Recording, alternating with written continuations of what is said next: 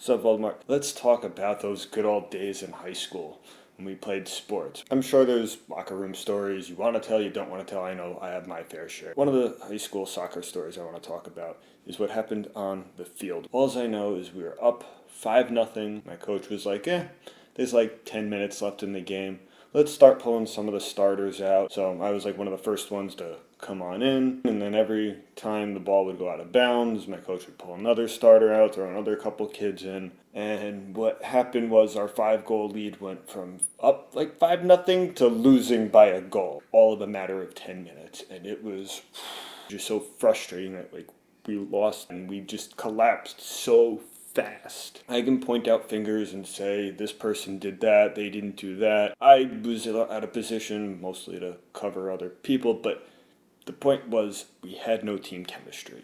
Even if you're the best player on the field in the entire sport, if you don't have team chemistry, you're probably not going to win. Look at LeBron James. Last year was the first year he hadn't made the finals in 9 years? And of those years, he's only had it he's got 4 championships. It's just really tough because a lot of those teams, he was the best player, but if you don't have who you need surrounding you, you can win all the regular season awards that you want, but I think the end goal is you want to win that championship, and that's not going to happen. Teams keep seeming to fail to put together players where they should be coexisting, and then they just don't because of their own selfish egos. We just had the NFL trade deadline. We didn't really have that much of major trades going on, so a little disappointed about that.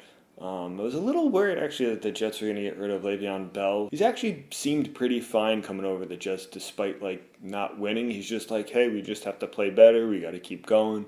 So he seems to have a good attitude. He's not hating on his new team. Bell hasn't been the best, but also the Jets have sucked pretty bad too because not very good team chemistry. I mean, it mostly starts with Sam Darnold, who just doesn't seem to have any awareness at all. He just sort of stays still, worse than Peyton Manning about to be sacked, which is really bad. Flip over to basketball. Last year the Celtics were supposed to be really, really good because they had some really good team chemistry previous year, and with the full healthy Kyrie and some other players, it just did not mesh very well. Gordon Hayward was sort of forced into the lineup even though he wasn't quite ready yet. It just sort of threw everything off. Players weren't happy. We saw a lot of the players leave. We've lost a lot of players to Celtics, and that team chemistry just wasn't where it needed to be. One of the other sort of debacles I'm still trying to understand is how Russell Westbrook and James Harden are going to survive, because right now Russell Westbrook is not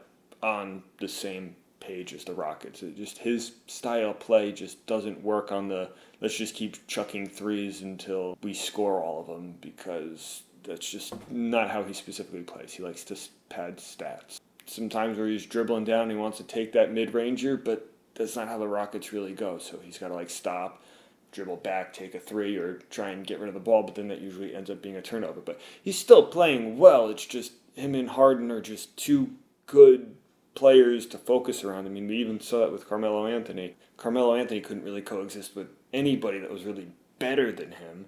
So when he went to some of these other teams where he just wasn't the focused guy, he just didn't mesh well, and that team chemistry hurt a lot of teams.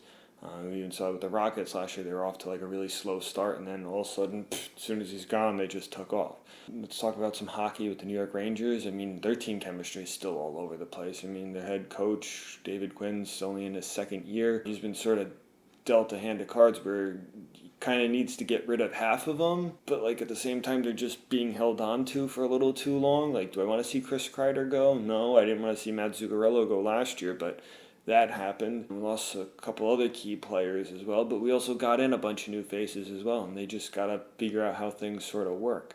So team chemistry is super important.